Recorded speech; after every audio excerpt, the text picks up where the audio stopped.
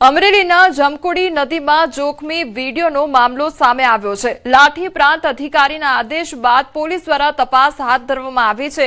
પોલીસે ઘટનાને ગંભીરતાથી લીધી છે। 4 થી 5 લોકોના નિવેદન નોંધ્યા હોવાની માહિતી સામે આવી છે। વીડિયોમાં દેખાયેલા ઓળખ કરી નિવેદનો નોંધ્યા છે। નવા નીરના વધામણા માટે ધસમસતા પ્રવાહમાં ઊભા રહ્યા હતા। પાણીના પ્રચંડ પ્રવાહ વચ્ચે મહિલાઓ અને બાળકોનો વીડિયો વાયરલ થયો હતો। તો સમગ્ર ઘટનાના મામલે ડીવાયએસપીએ વધુ તપાસ હાથ ધરી છે। સંવાદદાતા રાજન અમારી સાથે જોડાઈ ગયા છે। રાજન, જે પાણીના ધસમસતા પ્રવાહ વચ્ચે વીડિયો બનાવવામાં આવ્યો હતો, શું અપડેટ આખી ઘટનામાં મળી રહ્યું છે?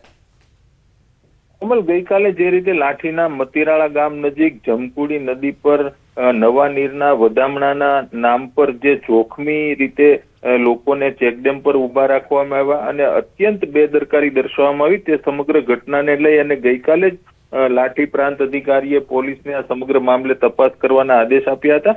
અત્યારે જે રીતે માહિતી મળી રહી છે તે મુજબ ડીવાયએસપી વિસ્મય માનસેતા છે, તેમણે આ સમગ્ર ઘટનાને ખૂબ ગંભીરતાથી લઈ અને જેટલા લોકોની ઓળખ થઈ શકતી હતી વિડીયોમાં જોઈને, તે પૈકીના 4 થી 5 લોકોને અત્યારે બોલાવવામાં આવ્યા છે અને આ સમગ્ર મામલે નિવેદનો પણ નોંધવામાં આવ્યા।